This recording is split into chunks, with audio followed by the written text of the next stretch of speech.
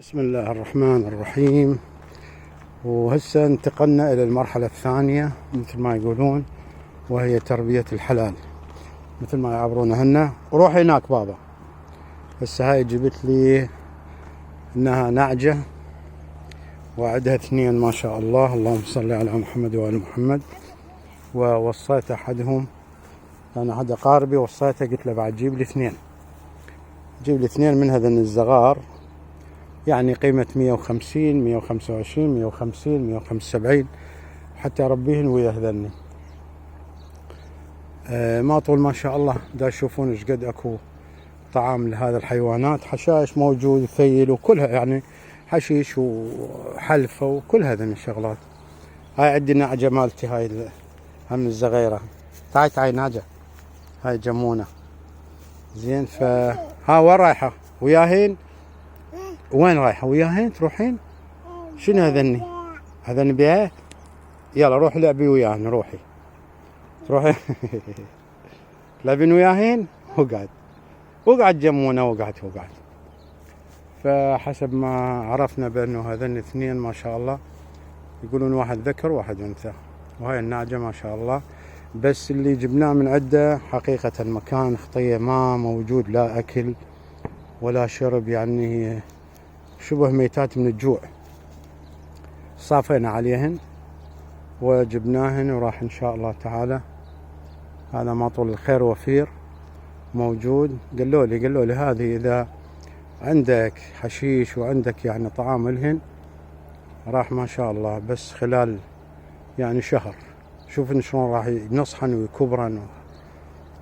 بقت انه التلقيح، راح وصيت احد الاخوة اقاربي، قلت له على التلقيح، قال ما عليك انا اجي القحن بسيطة ان شاء الله تعالى.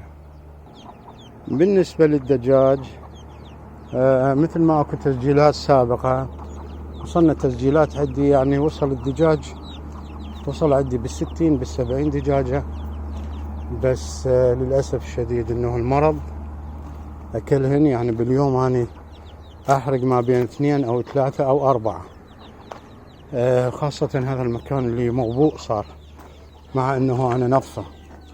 فما خليت غير بس 3 دجاجات والرابعة جوا، بس هذا اللي خليت انه كان على بيض وطلع المعدن. هذيش طلعت بس 2، يومي يطلع واحد ويموت.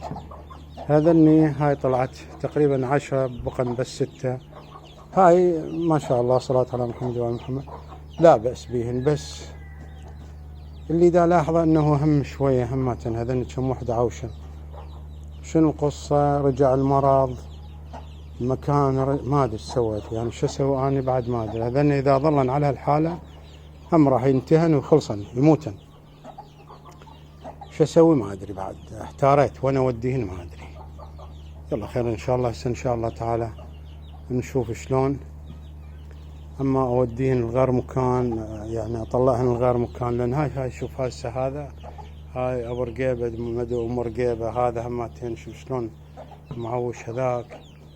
هذني هل انه راح يتمرضن الله اعلم، او هن مريضات الله اعلم. خلينا نشوف ان شاء الله تعالى. ان شاء الله دعموني، يا ريت تدعموني حتى شويه استمر، لان اني حالي تعبت، يعني تعبت بالقناة وإلى أن درتها ودا تعبيهن وماكو فايدة. شكرا لكم والسلام عليكم ورحمة الله تعالى وبركاته.